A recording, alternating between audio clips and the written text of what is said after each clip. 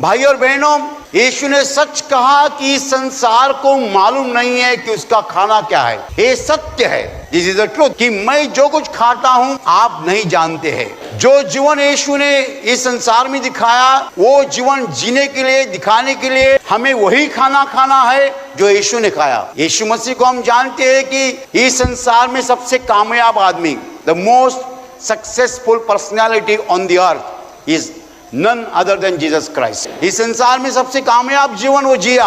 2000 साल होते आए तो भी आज भी लोग पूरे संसार में उसकी आराधना करते हैं। मनुष्य के सोच विचार जो है वो परमेश्वर के सोच विचार से उल्टे है। मनुष्य सृष्टि का सोचता है, परमेश्वर स्वर्ग का सोचता है। इसलिए जब यीशु ने कहा कि मेरे पास ऐसा भोजन है जो तुम नहीं जानते, मेरा भोजन यही है कि मुझे भेजने वाले की इच्छा के अनुसार मैं चलूं और उसका काम मैं पूरा करूं।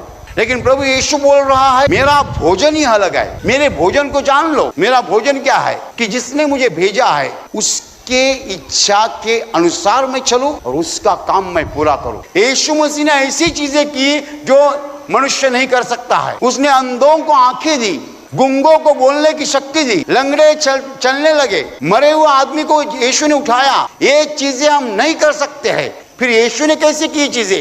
यीशु का भोजन अलग था। क्या भोजन था? दिन रात इसके मन में एक ही विचार था, जिसने मुझे भेजा है उसको खुश करूं, उसकी इच्छा के अनुसार चलूं। जो भोजन यीशु मसीह ने लिया उससे क्या होता है? मरे हुए आदमी जिंदे होते हैं। फिर अंधों को आंखें मिलती है, गूंगे बोलने लगते हैं, बहरे सुनने लगते हैं, लंगड़े चलने लगते हैं, कोढ़ी ठीक होते हैं, लकवा निकल जाता है। उसने पानी को कहा चुप, पानी शांत हो गया। उसने हवा को कहा शांत, हवा शांत हो गई।